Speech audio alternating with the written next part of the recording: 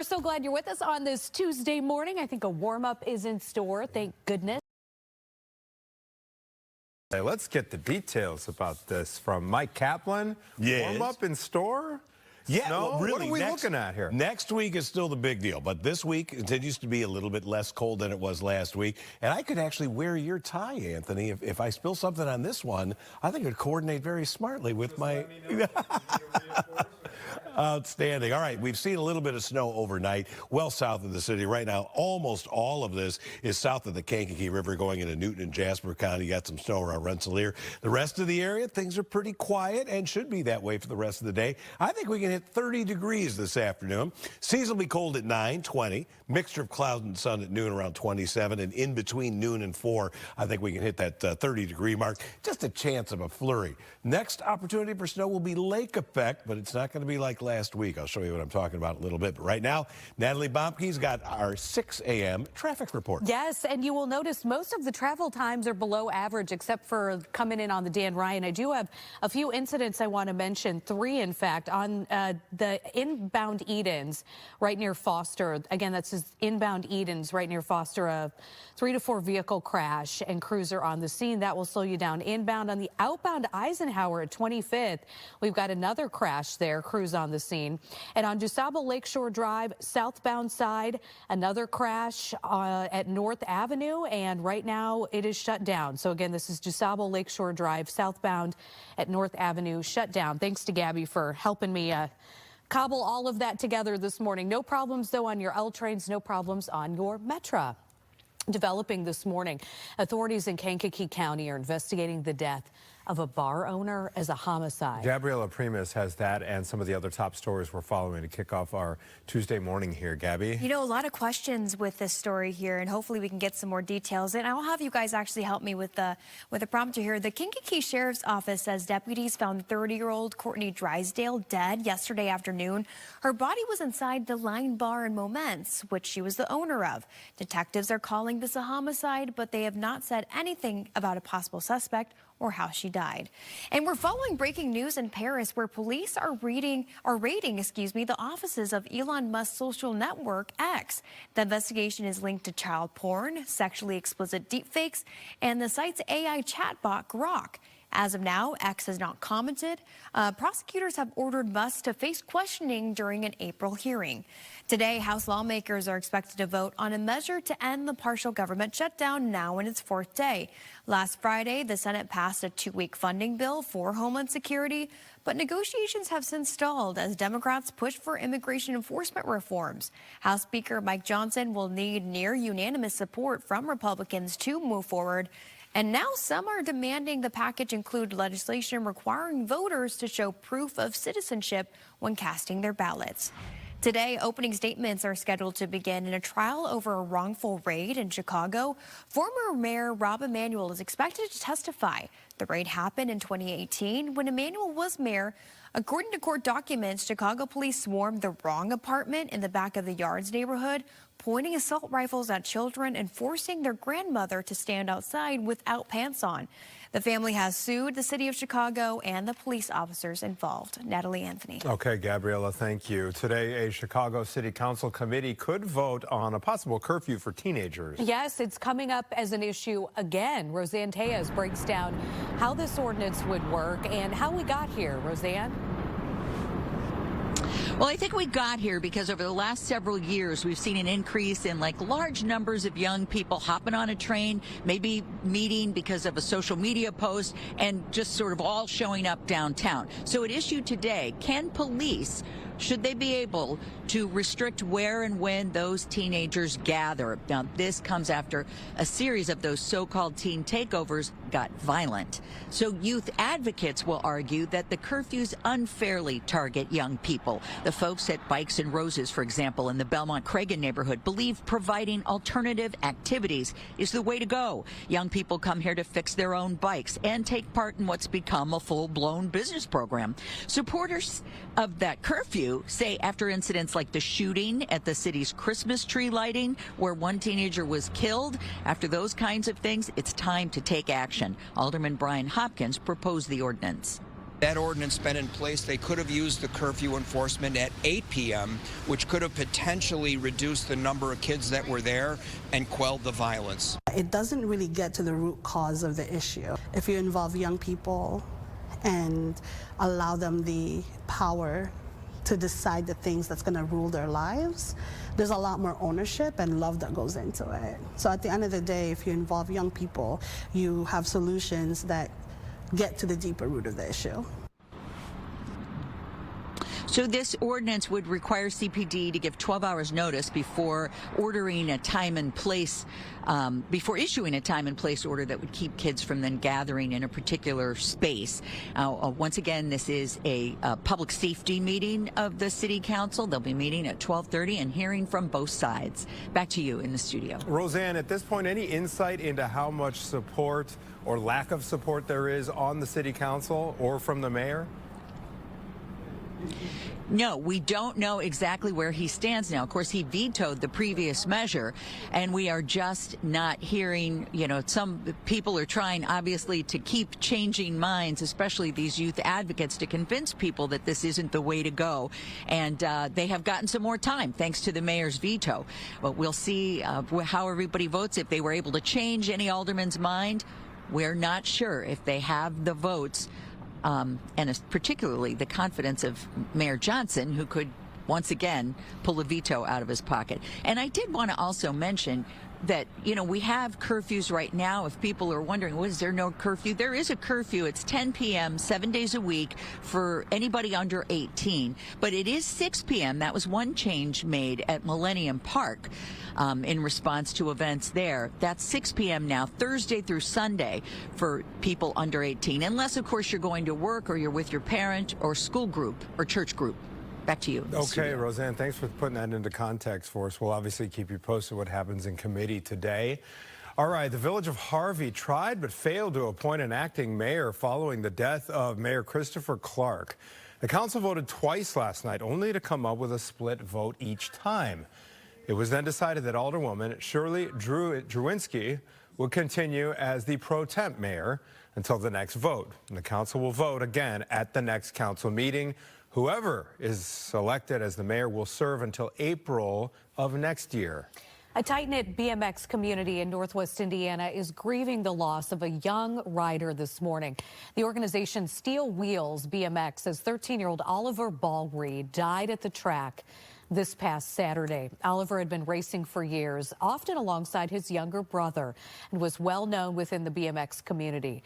No additional details have been released, but there is an investigation happening. Today, a Chicago woman shot by immigration agents will be speaking about her case at a congressional forum in Washington, D.C. There's her attorney, who we spoke with right here in studio yesterday, right before they left the nation's capital, Marmar Martinez. She was accused of ramming her car into a Border Patrol vehicle back in October before federal agents shot her multiple times. All the charges against her were later dropped. Also, a Chicago-based lawyer representing the family of Renee Good. He will also be speaking at this same forum. Antonio Romanucci is leading the civil investigation into Good's killing. And two of Good's brothers are also set to testify. We will wrap up that coverage as well later in the week. A Minnesota medical examiner has ruled Alex Preddy's death a homicide. Federal immigration agents shot and killed Preddy last month during an encounter in Minneapolis. Now, by definition, a homicide ruling means the death was caused by another person, but does not determine if a crime was committed. The Justice Department has launched a civil rights investigation into the shooting. Homeland Security Secretary Kristi Noem says all DHS officers in Minneapolis will be issued body-worn cameras. She says the program will be expanded nationwide once they have the funding. In 2022, President Joe Biden issued an executive order that required federal officers to wear body cameras. President Trump rescinded that directive after starting his second term. And a story that we cannot stop talking about because there doesn't seem to be any new evidence here. Today's show host Savannah Guthrie talking about her mother's disappearance and possible kidnapping for the very first time. We're checking in with Brian Jackson. He's here in studio to tell us the very latest on what's going on here. Brian? We're going to address her mother's disappearance on Instagram, thanking supporters for the prayers. She goes on to say in a post that we believe in love and hope, and we believe in goodness. She ended the post with "Bring her home." 84-year-old Nancy Guthrie disappeared on Saturday. Authorities say that she was taken from her Arizona home by force in the middle of the night.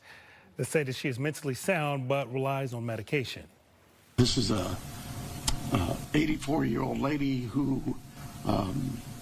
suffers from some physical ailments, has some physical challenges, is in need of medication. Medication that if she doesn't have in 24 hours, it could be fatal. And according to TMZ, Pima County authorities are looking at registered sex offenders and also combing through surveillance video from Guthrie's home and nearby homes to help trace her last steps. Homicide detectives are also assisting with that investigation, although so far no body has been found. Back over to you guys. All right. Thank you, Brian. It's a story that we'll continue to follow. Such a sad situation. 6:10 now this morning, and Mike Kaplan is here, and we pay very close attention to these weather emails that you send out. They're very detailed. And what I'm seeing is a bit of a warm up, but we do have to get through maybe a few little bouts of snow as we head that way. Exactly. Back to you. I should just do the weathercast. That was a great summary. Yeah, it is. There's no big snowstorm on the way. We did pick up some, maybe an inch or two of snow well south and southwest of the city, kind of in the Kankakee River Valley, Illinois River Valley. That has ended. Nothing in the city and northern suburbs. In fact, it's been very, very quiet. At O'Hare right now, skies are partly cloudy to clear. It's 17. We have very little wind, west-northwest at 5, so the wind chill's 10. I mean, it's still hat and gloves territory, but it's so much more tolerable than the past couple of weeks. 18 at Midway, 24 at Joliet, only 9 at Rockford, showing you the influence of where skies are clear and where we have more cloud cover. Clouds act like a blanket and hold temperatures up at night. Snow really beginning to fall apart. Still a little bit there, passing over I-65, going through Newton and Jasper County. That's pretty much it. We could see a flurry at some point later today, but around Morocco to Rensselaer, you still have a little bit of actual snow coming down.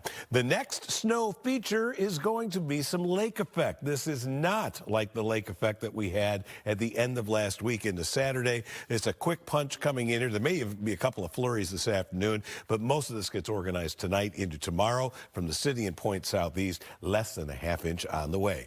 More about the temperatures and where they're headed in just a few. All right. Thank you, Mike. Sunday's Super Bowl setting up a betting record. We're going to talk with a financial expert about making the most of your money and restraining yourself. Fox 32 News is brought to you by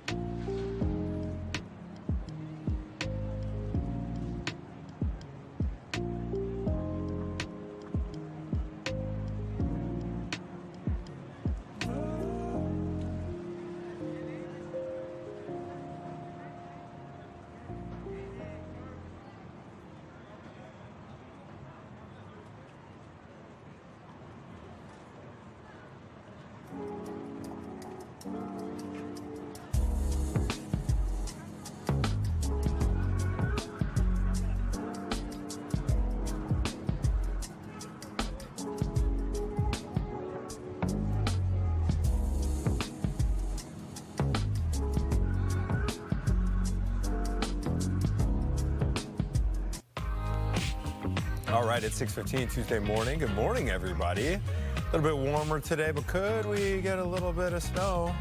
Mike will have the answer in just a moment, but first to some news we're following. Yeah, now to some new developments. This is related to the Jeffrey Epstein investigation.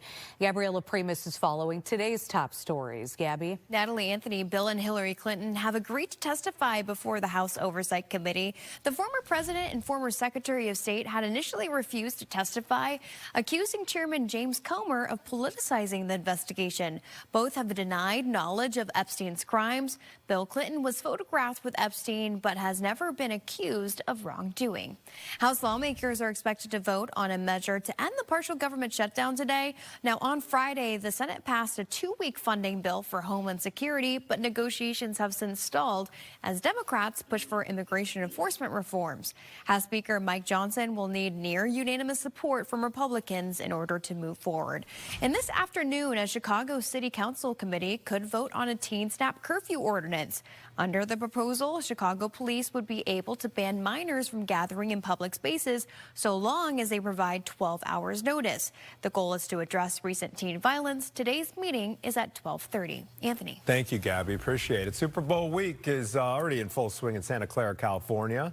The Seahawks and Patriots met the media for opening night.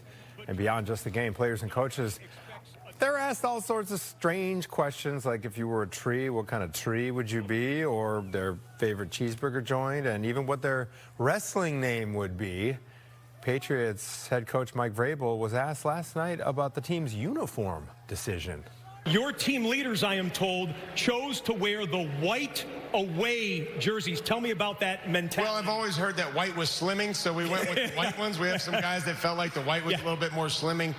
But we, again, we have a great leadership council. Obviously, the captains that you just saw, and then 7 other players that we feel like help us make decisions and that can reach the locker room.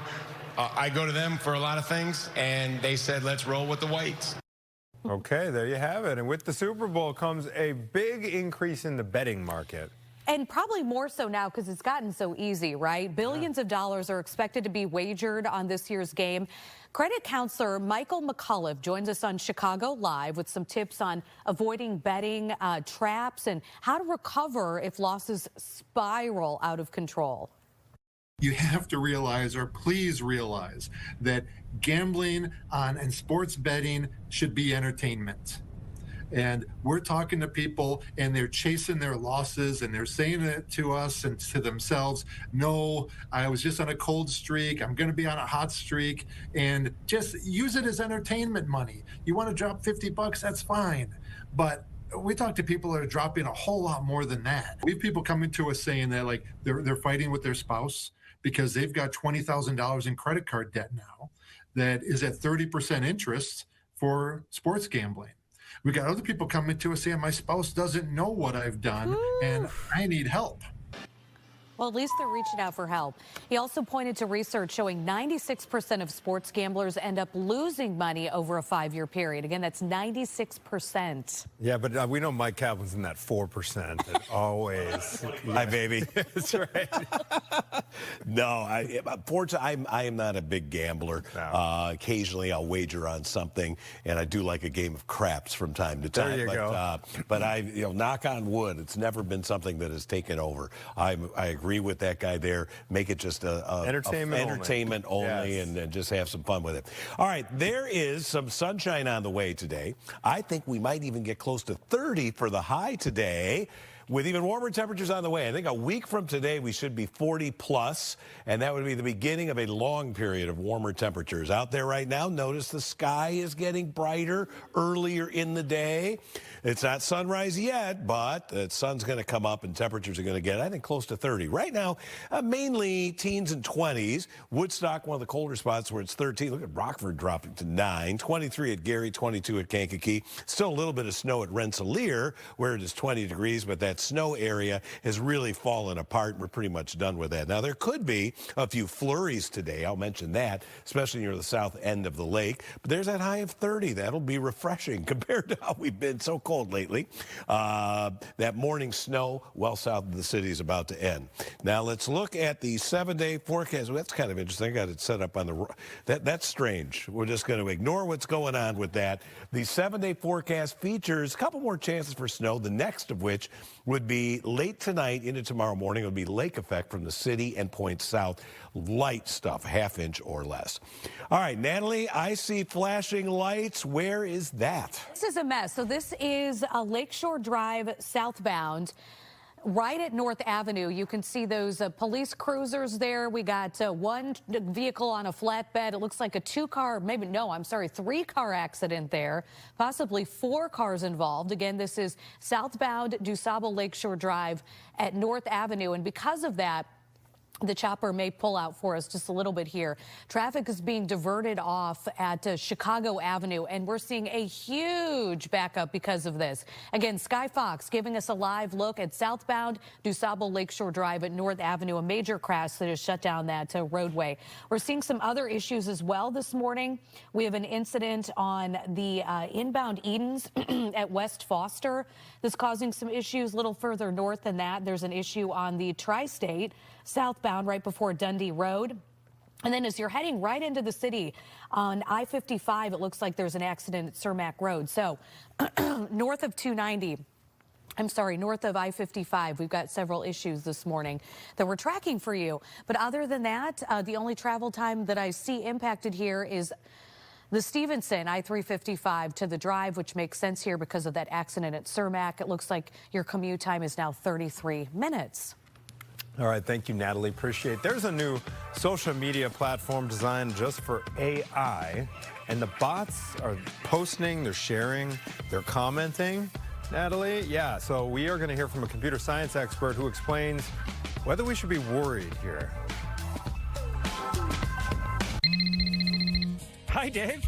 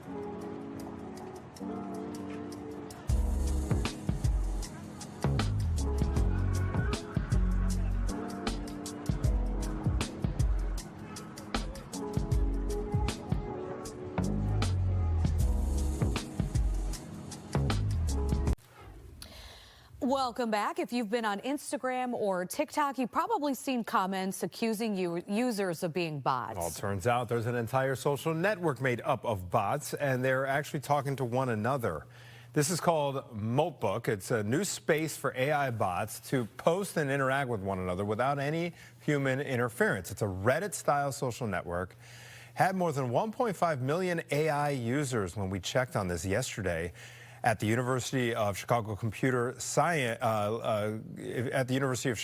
computer science professor Ben Zhao. Yesterday, Professor Zhao joined us on Chicago Live to talk about whether humans should be worried here. In reality, there's just a lot of, smoke and mirrors in real time. And so when there's like this really sensational, story about like, oh my God, these agents are talking about themselves, they're plotting against humanity, et cetera. No, chances are it's just a rather small group of humans who are trying to engage and get some really crazy stories going on the system. And then you can imagine once you start, acting, like a chatbot, and you talk to another chatbot and say, oh, tell me about give me a plan to eradicate humans. You can imagine the other, chatbots will react and they'll say something, and then the next chatbot will react, and so on and so forth. So it's very easy to start these little crazy conversations if you're a human being with the right idea of what you want to see on the site. Now, apparently, the most popular agent on the site right now is powered by xAI's chatbot, Grok. I feel like this is people with too much time on their hands, but yet it does make me curious to check it out. I know. I want to do a little bit of scrolling just to see what the convo looks like. Yeah. Self-driving Waymo cars could soon be on the streets of Chicago. A bill filed late last month would allow autonomous vehicle pilot programs in several Illinois counties. If those programs are successful over 3 years, the measure would open them up to statewide legalization. My husband was just in Austin for a work trip, and he said these things were everywhere. You could identify them because they have all these cameras on the roof of the car, but he said it was super spooky. Really? And they were all driving safely, though. He got back okay? He didn't get hit, yes. So. All right, a group of astronauts, meantime, will have to wait at least another month to fly around the moon. NASA was forced to delay the Artemis II launch after finding hydrogen leaks on the platform during Monday's dress rehearsal. This is the same problem that delayed the first Artemis mission back in 2022. NASA is expected to hold a news conference this afternoon to talk about next steps, Mike. So, yeah, they haven't resolved that particular issue. Yeah. You and I, we were talking about betting earlier. You and I have our bet on where the sunrise is going to happen here. We should have a bet on the over-under for when that thing launches. Yeah, exactly. It's getting pushed back. Yeah, I've got some distinct thoughts on that. All right, we have just kind of some normal February weather for the next several days. And then next week, a big warm-up is on the way. Talk more about that coming up. At Postman Law, we built a team of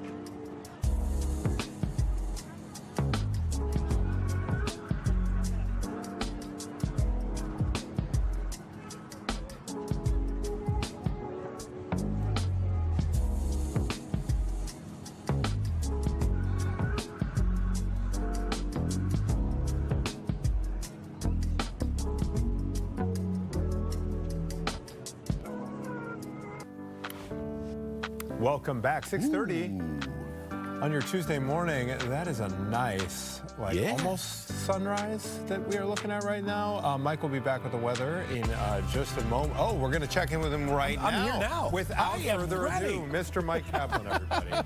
That sunrise goes with our palette today. We got some blues and pinks on here today. Yeah. All right, you're going to see a mixture of clouds and sun today. Overnight, there was a little bit of snow that fell way south and southwest of the city, went through Kankakee County a little while ago.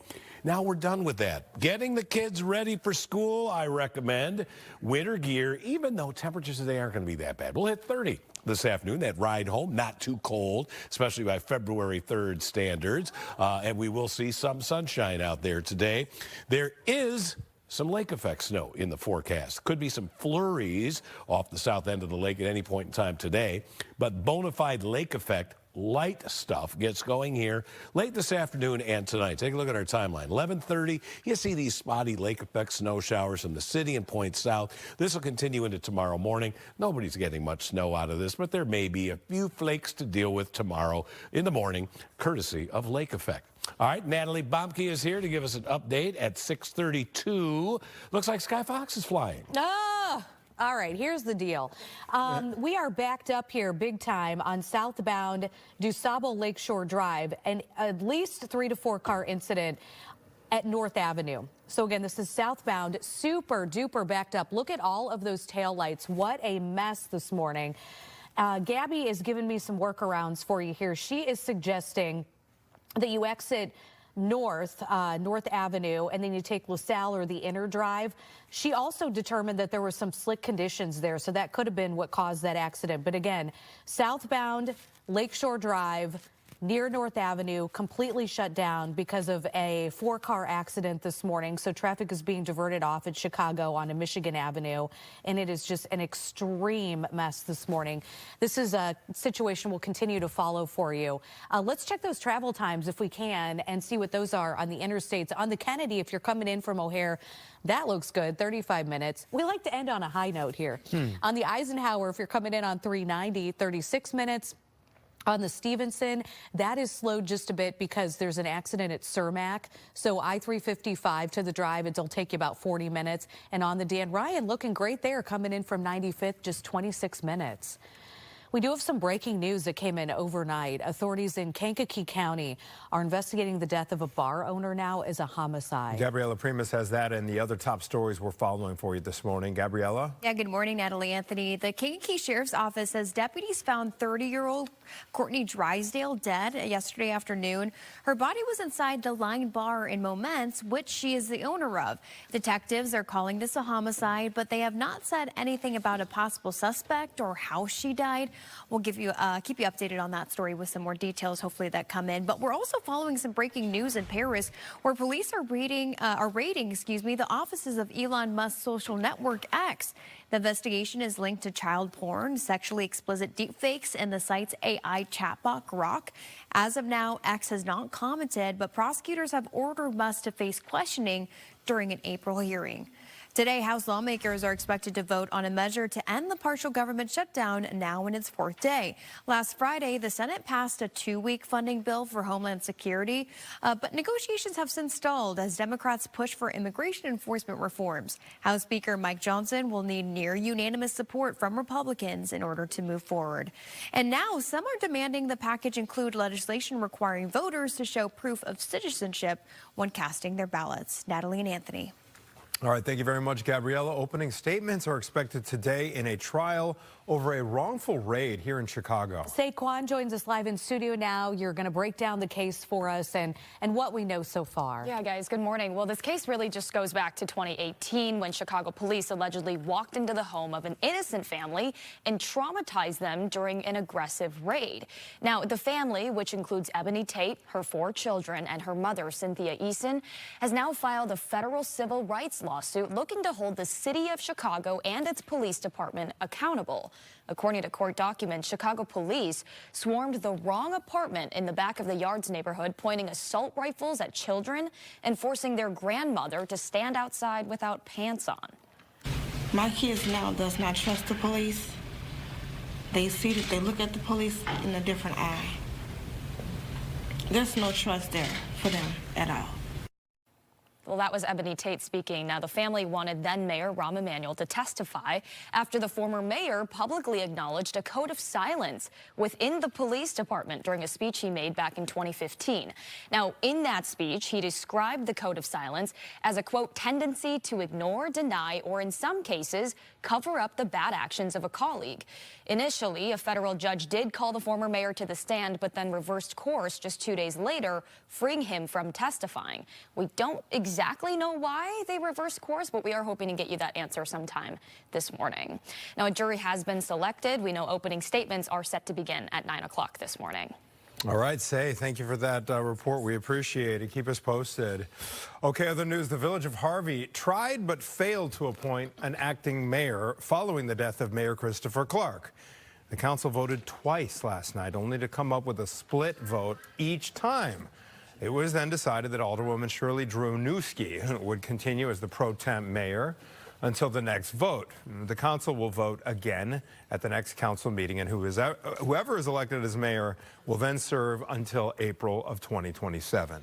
A tight-knit BMX community in Northwest Indiana grieving the loss of a young rider. The organization Steel Wheels BMX says 13-year-old Oliver Ball Reed died at the track this past Saturday. Oliver had been racing for years alongside his younger brother. He was well known within the BMX community. No additional details have been released, but there is an investigation. Today, a Chicago woman who was shot by immigration agents is going to be speaking about her case at a congressional forum in Washington, D.C. Marimar Martinez was accused of ramming her car into a Border Patrol vehicle in October before federal agents shot her multiple times. Later, all the charges against her were dropped. 6:37, Mike Kaplan is back, and he's got some good news for us. Especially next week. Okay. First of all, this week it's not going to be that cold. Just kind of like a seasonable February-ish cold with a couple little light snows. No big deal with that. But next week we've got 40s, and I think we can even get some 50-degree temperatures in here. A big thaw is on the way. Just don't get too excited about the temperatures this week. They're better than last week, but not super warm. Overnight, we had an interesting narrow strip of some accumulating snow. Went through LaSalle, Grundy, and Kankakee County. It's really falling apart now. What we have currently is a residual cloud cover, while most of Chicagoland is enjoying clear to partly cloudy skies. So today, let's call it partly to mostly cloudy. I think there will be an uptick in cloudiness, and a couple of flurries are possible. That morning snow is ending. We'll have a high of 30 degrees today without much wind, so temperature-wise, only a couple of degrees below normal. 14 tonight, partly to mostly cloudy, and we get some emphasis light lake effect snow coming in from the city and points south. That will continue into early tomorrow, high of 28 tomorrow. On Thursday, there can be a couple of snow showers around. That would even continue into Thursday night and Friday morning. No big deal with that. 34 for the high on Friday. Then we'll back it off a little bit Saturday and Sunday. A chance for some light snow on Sunday. And then 34 degrees on Monday, to be followed by much warmer air starting on Tuesday and lasting through at least the end of next week. 6:39. We're coming back with more of Good Day Chicago right after this. Fox.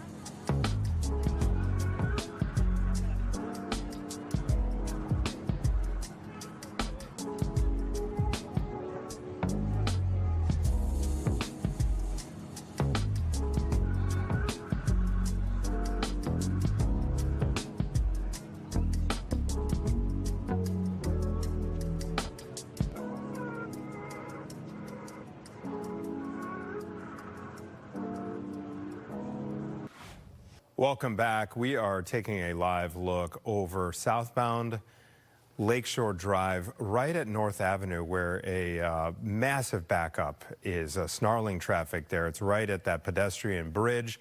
Gabriella is advising folks either not to take Lakeshore Drive in if you're coming into the city, or exit at North Avenue and try to get into the city via the inner drive or perhaps LaSalle. It looks like the backup stretches for many, many blocks. So my advice would be, if you are heading in southbound on Lakeshore Drive, to get off at perhaps Fullerton or even further north like Belmont.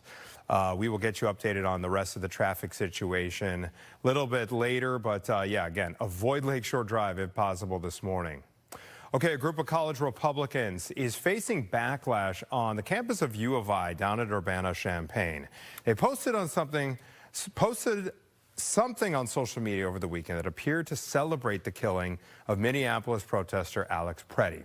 Now, the U of I chapter of the College Republicans has been put under Title VI investigation. According to a statement from the university, that post, there it is, it featured a cartoon of an image right before the shooting death of Preddy, with an agent pointing a gun at Preddy's head while he's down on the ground, with the caption, "Only traitors help invaders." Now, we reached out to a representative from this group, and they say that the image was AI generated and used as symbolic political imagery to convey support for law enforcement and national sovereignty. It was not intended to depict a real event, a real individual, or to endorse harm or violence toward anyone. Now, a college spokesperson responded with a statement of their own, saying in part that hate and tolerance are not aligned with their university values, and they condemn rhetoric or imagery that appears to glorify violence. Natalie? The Cook County State's Attorney's Office is now looking into the legality of Mayor Brandon Johnson's executive order that he issued over the weekend, laying the groundwork to prosecute federal immigration agents. On Saturday, Mayor Johnson said his office worked closely with the state's attorney's office to craft the policy. But in a social media post on Monday, Cook County State's Attorney Eileen O'Neill Burke said her office didn't get that order until it was already released to the public. She went on to say that her office does not provide legal approval of any matter until they've reviewed it. So more to come on that. Meantime, neighbors on the city's far northwest side are pushing back on redevelopment plans for the old Mars Candy Factory. The former Mars Wrigley plant in Galewood was shuttered in 2024 after 95 years. McCaffrey Interest wants to build 500 residential units on that site. Developers held 3 input meetings in December, but some people say they don't feel their concerns are being heard. Concerned about, is it going to overcrowd our schools? Is there going to be traffic? How much? Is there going to be enough for the parking? Is there going to be enough for the sewers and, you know, the water? We have flooding problems here. And our neighbor, their neighbor, is a hospital. That's Shriners Hospital right there. How and what kind of an impact does that hold? Neighbors are planning to hold a meeting of their own tomorrow, and we have reached out to McCaffrey Interest and Mars Wrigley for statements. We have not yet heard back. All right, there is a new push to bring self-driving cars to Illinois. Coming up, we are going to break down that measure, whether folks around here are ready for this phenomenon. It's 6:45 on your Tuesday morning. Hope your morning's off to a great start. We will be right back. The game of survival is in.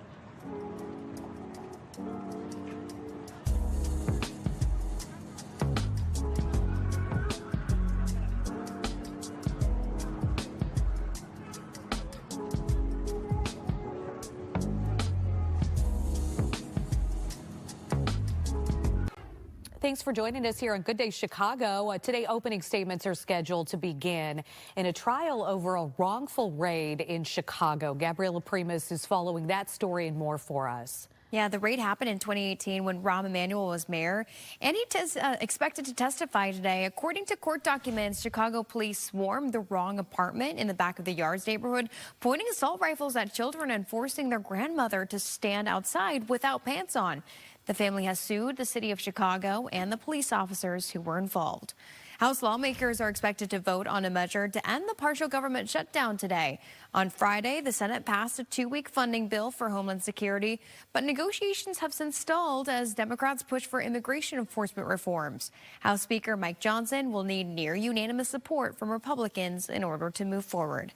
This afternoon, a Chicago City Council meeting could vote on a teen snap curfew ordinance. Under the proposal, Chicago police would be able to ban minors from gathering in public spaces so long as they provide 12 hours notice.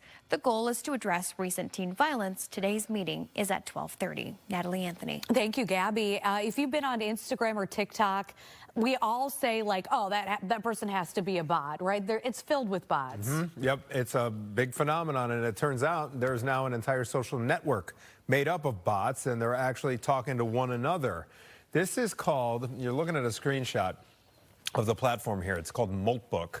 It's a new space for AI bots to post and interact with each other without any human interference. Kind of a Reddit-style social network. Had more than 1.5 million AI users when we checked in on this yesterday. University of Chicago computer science professor Ben Zhao joined us on Chicago Live to talk about whether humans should be worried here. In reality, there's just a lot of, smoke and mirrors in real time. And so when there's like this really sensational, story about like, oh my God, these agents are talking about themselves, they're plotting against humanity, et cetera. No, chances are it's just a rather small group of humans who are trying to engage and get some really crazy stories going on the system. And then you can imagine once you start, acting, like a chatbot, and you talk to another chatbot and say, oh, tell me about give me a plan to eradicate humans. You can imagine the other, chatbots will react and they'll say something, and then the next chatbot will react, and so on and so forth. So it's very easy to start these little crazy conversations if you're a human being with the right idea of what you want to see on the site. Okay, apparently the most popular agent on the site right now is powered by xAI's chatbot, Grok. Self-driving Waymo cars. You want to see more of those on the streets of Chicago? Well, a bill filed late last month would allow autonomous vehicle pilot programs in several Illinois counties. If those programs are successful over 3 years, the measure would open them up to statewide legalization. A group of astronauts, they're going to have to wait at least another month to fly around the moon because NASA was again forced to delay the Artemis II launch after finding hydrogen leaks on the platform during Monday's dress rehearsal. And this is actually the same problem that delayed the first Artemis mission back in 2022. NASA is expected to hold a news conference this afternoon to talk about their next steps. 1,000 people in Illinois just got Ring cameras for free. These are all domestic violence survivors. Attorney General Kwame Raoul partnered with Amazon and the Illinois Coalition Against Domestic Violence to make this happen. According to the coalition, domestic violence murders in Illinois jumped 140% in just the last few years. These cameras do more than allow survivors to monitor who is coming and going from their homes. Survivors can document any order of protection violations. That extra tool can help survivors if they go to law enforcement. What a great idea this is. Amazon has donated over 35,000 devices to domestic violence groups across the country. A travel compass center is coming to North Chicago. The $10 million project would go in right near the corner of Skokie Highway and Buckley Road. The center would be a full-service roadside destination, kind of different from the traditional gas station. The village says it would utilize unused property. I hope they make lots of money. I hope they make millions of dollars, because when they make money, the city of North Chicago additionally makes dollars also. And the project is set to begin near the end of this year. All right, all month long, Chicago Public Schools are going to be honoring Black excellence, resilience, and legacy. And it all started, this particular story, at North Lawndale's Chalmers Steam Elementary School. We love this story. They have a new chicken coop that continues the legacy of Dr. Mary Logan Riddick. Dr. Riddick was born in Georgia in 1914. When she was 15, she enrolled at Spelman College, majoring in biology, and she's widely known for her groundbreaking work on chick embryo development, which helped us understand human fetus development. The principal says the new chicken coop will teach students responsibility and sustainability. They're going to have specific responsibilities in maintaining the coop and taking care of the actual chickens there. So once they actually lay the eggs, the kids will actually pull the eggs, clean the eggs, and make sure that they're available for the community here at the school. Because we're trying to teach the kids how we want them to actually live out in North Lawndale, right? Create, make sure they take care of things and take care of their own community. CPS says Black history is Chicago's history, and it lives within schools, curriculum, and within every young mind. I could see fighting over like who's going to collect the eggs versus who's going to clean them, because I don't think the cleaning job's going to get a lot of takers. Oh, no. Mike Kaplan is here, and speaking of that, I think we've all been kind of like doing like a rock, paper, scissors on who's going to get the snow off the driveway and the sidewalks at our house. We've had frequent snows, Yes. and there's still a couple of snows on the way. Nothing big here in the few days ahead, but the biggest story is all that ice that you see out there, we're going to start melting that really in earnest next week. It's a little bit milder this week, but the big warm-up, you got to wait about another 6-7 days before we get to that. At O'Hare, it's cold, mostly cloudy now. It's high, thin cloud cover out there, 17. We have a west-northwest wind, actually north-northwest now at 8 miles per hour, so the wind chill feels like 7. It's hat and glove territory once again. We have 22 degrees, though, at Chicago Heights, 20 at Valparaiso, only 12 in Woodstock after Woodstock Willie's beautiful prediction yesterday, which kind of looks like this map here. Much of the country, except the Northeast, favored to be warmer than normal. This is for the period next Wednesday through the following Tuesday. So we're talking about a nice warm-up on the way. Gone is all this Arctic air. Today, just a little bit shy of the normal high. We'll go for 30 today with a couple of flurries possible, especially in proximity to the lake, which tonight will actually fire up some bona fide lake effect snow showers, but nothing like what we had at the end of last week. We'll have a low 14 degrees. Tomorrow could start with a lake effect snow shower, and then there may be some light snow in here Thursday and Friday morning. Temperatures could briefly get above freezing on Friday. We'll knock temperatures back a little bit Saturday and Sunday. Sunday could see a few light snow showers. There's no big snowstorm in this forecast. And on Monday, high of 34 degrees to be followed by even bigger temperatures with 40s and maybe even some 50s on the way next week. All right. Few minutes before 7, Natalie Bomke is going to tell us more about the delays. Lakeshore Drive still a problem? Yes, we are still Lakeshore Drive southbound at let me start over. DuSable Lakeshore Drive southbound at North Avenue still closed this morning due to a multi-car accident. So traffic is being diverted off at Michigan Avenue. We've got a few workarounds that Gabby has noted for us this morning. She's saying, you know, exit at Belmont, as far north as Belmont, or even LaSalle or the inner drive, because it is just a mess. Tail lights for miles. We're seeing some issues as well on your Metro trains this morning. I'm going to tell you about some of the lines here. Milwaukee District West, Milwaukee District North, Heritage Corridor, and Union Pacific West. Some of those trains are running behind schedule. Also, some of the Chicago City buses are being detoured because of that major accident that has closed southbound DuSable Lakeshore Drive at North Avenue. Those travel times are building on the Kennedy coming in from the big airport. We're looking at 46 minutes. On the Eisenhower, 390 to downtown, about 50 minutes there. On the Stevenson, I-355 to the drive, 42 minutes. On the Dan Ryan, traffic heavy there as well. Coming in from 95th, we're looking at about 30 minutes. So make sure you build in some extra time no matter what mode of transportation you're taking today. And we will be back with more Good Day Chicago.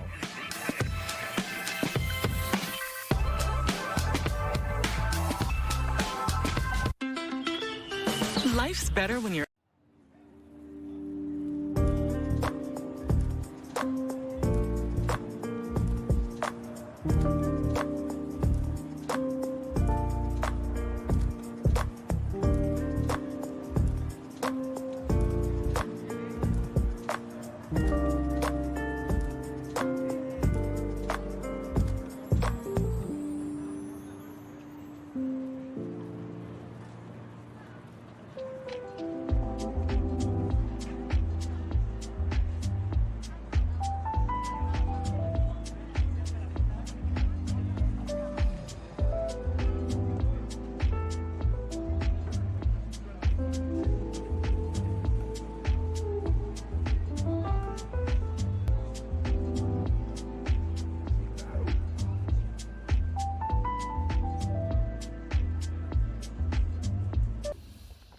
Welcome back. New developments in the standoff with Iran. Yes, the country's supreme leader says he has instructed the foreign minister to pursue negotiations with the U.S. Those talks now set to begin Friday in Istanbul. It comes as the U.S. continues to build up a military